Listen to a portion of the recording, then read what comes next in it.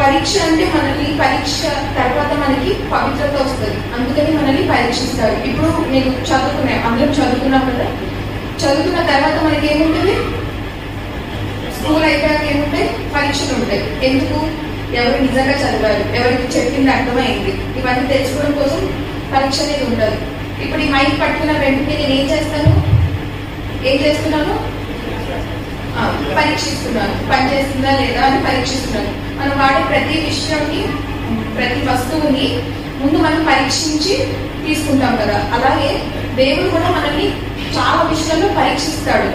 ఎందుకు? దేవుడికి తెలియడం కోసం కాదు, కానీ మన సామర్థ్యం ఏంటో మనకి తెలియడం కోసము, ప్రపంచానికి తెలియడం కోసము, అలాగే సాతానికి తెలియడం కోసం.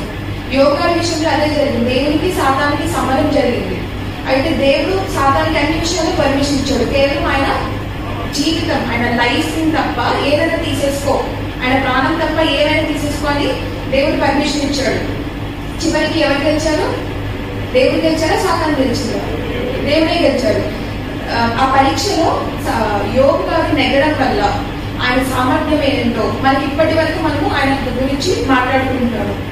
యోగు గ్రంథం 23:10 చూద్దాము. ఒక మాట చాలా గొప్పగా అన్నాడు ఆయన. 23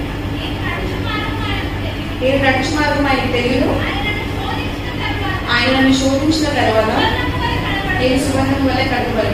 అంటే నేను నడిచి మార్గం ఆయనకు తెలియదు, నేను శ్రమలో ఉన్నానని పరీక్షతో పడుతున్నా కూడా ఆయన నన్ను విడిచిపెట్టాడు.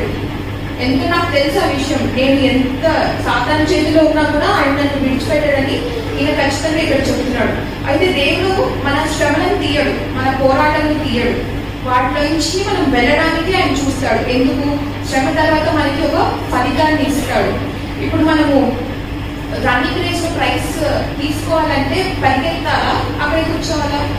పరిగెత్తాలి, ఖచ్చితంగా పరిగెత్తాలి. సో ఆ శ్రమ నుండి మనం వెళ్తేనే ఆఖరికి మనకు ప్రైజ్ ఉంటుంది, ఒక రివార్డ్ ఉంటుంది.